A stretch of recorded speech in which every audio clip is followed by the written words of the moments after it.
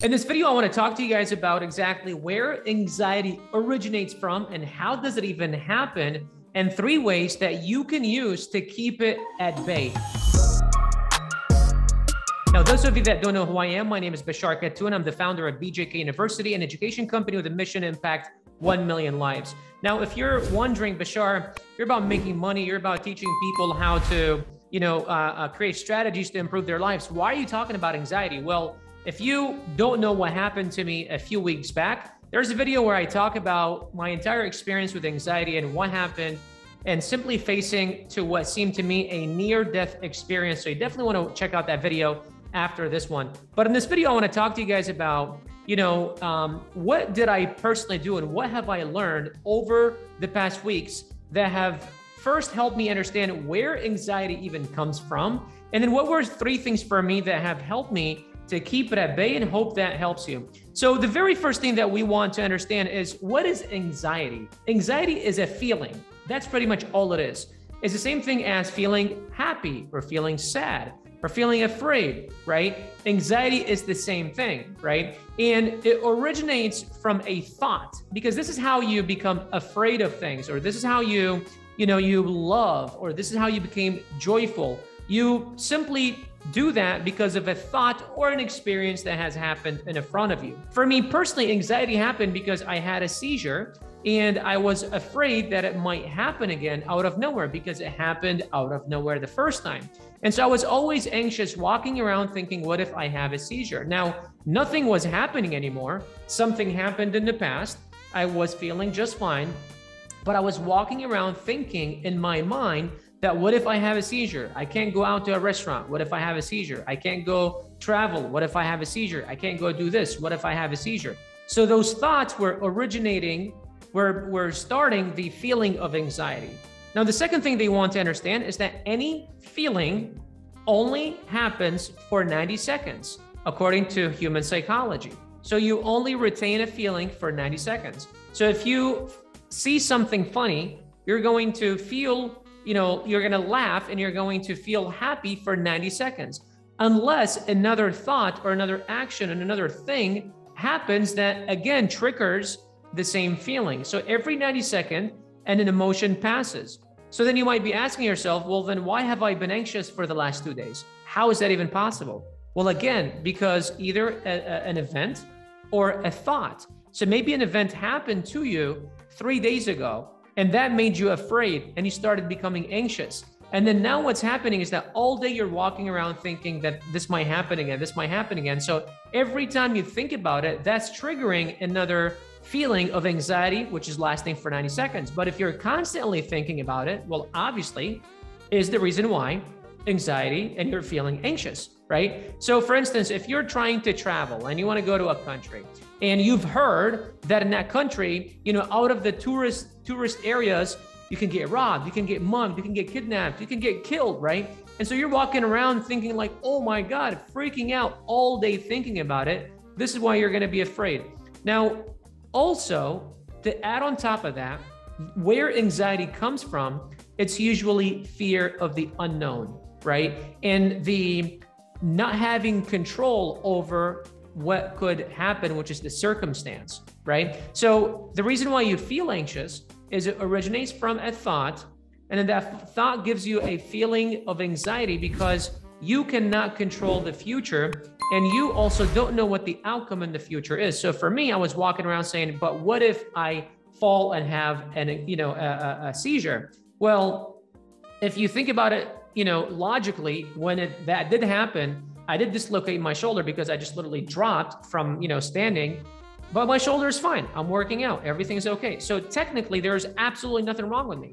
So worst case scenario, if you think about it logically, is, well, even if I have a seizure, so what? There's nothing wrong with that. But then what I'm thinking is, but what if I'm out with friends? What if I'm sitting at a restaurant? What if I am traveling? What if I am on a boat? What if I am swimming? What if I'm driving, right? So all those thoughts are happening. What if?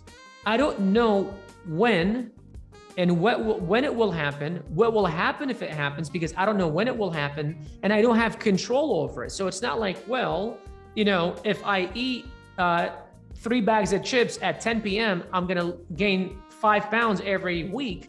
Well, I have control over that. I'm just going to stop the eating habit.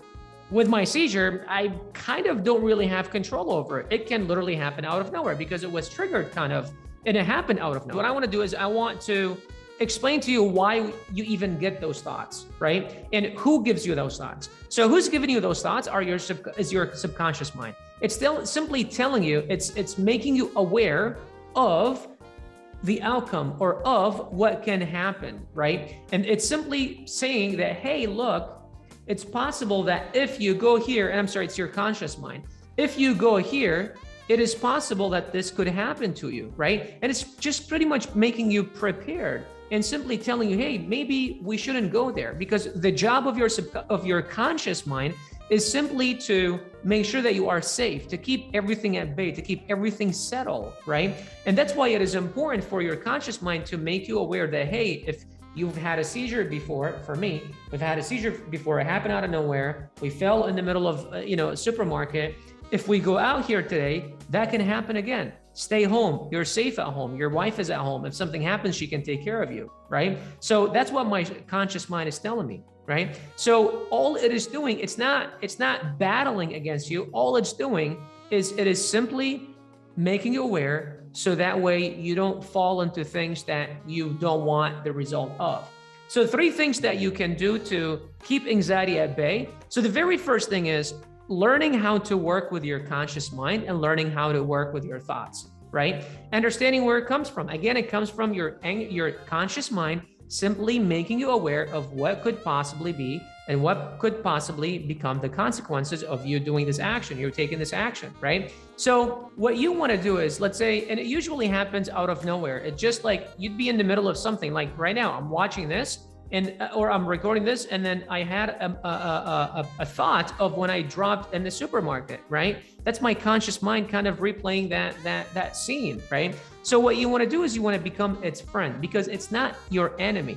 It is your friend. It wants to make you aware that, hey, this can happen. And then when you think about that, when that thought comes to your mind, that thought produces a feeling, which then in turn you feel anxious, right? So what you want to do is you don't want to poke on the thought. Instead, you want to just let it be. And what you want to do is, because usually when it happens is you'd be in the middle of something and it just happens randomly, you simply want to not ignore it, because if you ignore it, it's going to come back and then poke you harder. And if you ignore it, it'll come back and poke you harder and harder and harder until it gets your attention, right? What you want to do is you want to recognize it and say, hey, thank you for letting me know. Everything's fine. Now I'm going to go back into recording this video. Thank you for letting me get back into recording, and boom. And you can actually use this exercise, not just to avoid listening to to the bad thoughts or the thoughts that can create anxiety in your life, but literally to anything. Because one thing that us human beings are literally terrible at is getting distracted, and it's focusing on one thing, right? I remember myself when I was in college trying to study, I would literally be like, I would have my head down on the desk, on the book, trying to read, and I'd be like in the corner by myself. And if I see a fly on the other corner of the library, I would turn around. I was just very easily distracted, right? And so what you want to do is you can use this exercise not only to remove any bad thoughts from your mind, but also to refocus into your work and do whatever it is. Now, the second thing is being grateful. And here's what I mean. Gratitude is the one emotion that cannot exist with another emotion. Meaning, as I said earlier, anxiety comes from the feeling of fear, the feeling of the unknown, being afraid of the unknown, being afraid that you don't have control over the future, making assumptions about the future that hasn't even happened yet, and being afraid over them, right? And so what gratitude does is simply overpowers any other emotion, including fear, and it's the only thing that you can feel. And so what I personally do when I first wake up, and I'll be making another video where I talk about my morning routine that I just literally created a couple of weeks ago because of the situation that I'm in right now, and because I was almost forced to, and which by the way, I love. And I don't even know how and why I had not created this routine before, but it's like, usually the great things happen in times of necessity, right? And so what I do, the very first thing, within the first 5-10 minutes of me opening my eyes, is I list 10 things that I am grateful for. And I'll sit on the balcony and just anything that comes to mind, anything that I can see in front of me, I become grateful for. And you might be thinking, well, Bashar, you've got a great life. You've got an 8-figure business. There's probably a lot of things in your life that you can be grateful for. To be honest with you, the things that I'm grateful for is like, sometimes I'll watch a guy swimming in the pool and I just look at him and it's just so soothing. It's like 6 o'clock in the morning. You see someone, swimming in the pool. It's like, hey, thanks for this person that's swimming in the pool that grabbed my attention and I'm now looking at them, right? Thank you for the waves in the ocean. Hey, thanks for that bird that just flew in front of me that caught my attention. Hey, thanks for that window. It looks pretty clean. That's awesome. Thank you for that. And I just simply become grateful for like the randomest things. And then you just get into it, right? And then all of a sudden you're going to see yourself listing 20, 30 things. And then you're going to start thinking about things that truly happen in your life that were like, yeah, I'm grateful for that. I'm grateful that I actually picked up the phone and called my sister who I haven't talked to in 3 months.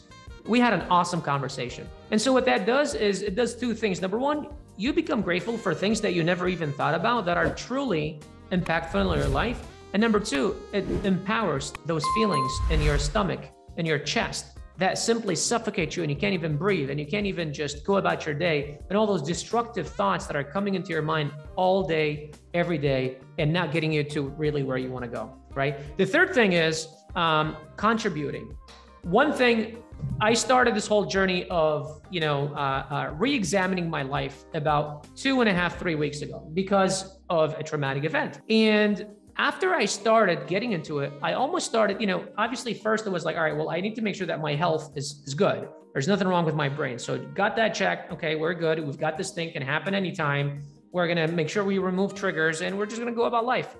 If it happens, okay, it happens. If it doesn't happen, awesome, And then the next thing is now I'm dealing with anxiety. What the hell is that about? Okay, I thought once I get the clean, bill of health from the doctor, I'm going to go back to normal life. Well, no, because you've been anxious for the last week and a half thinking you're going to probably die and you have tumor in your brain and you've got 6 months to live. Okay, well, now I got to deal with that. Well, holy shit, this is worse than anything that I've ever dealt with in my life, Okay, so how do I do this? And in my search and in my attempt to reduce anxiety in my life, I simply started learning about psychology and I started learning about how thoughts work and how the human mind works. And then I started analyzing my life and I started noticing that over the last couple of years, I've only been focused on one bucket of success, which is my wealth, right? And I've simply ignored everything else. And then I can make another video talking about the 5 pillars of success for me personally, right? Just to briefly state them is spirituality, gratitude, relationships, health, and wealth, right? And over the last decade, I've only been focused on one and ignored all other. But you're not successful unless you have great relationships in life, unless you have great health, unless you have great people that you can actually, share the things that you want to share and that you want to enjoy in life with. Otherwise, if you've got just a bunch of money in the bank, it's just digits, it means nothing.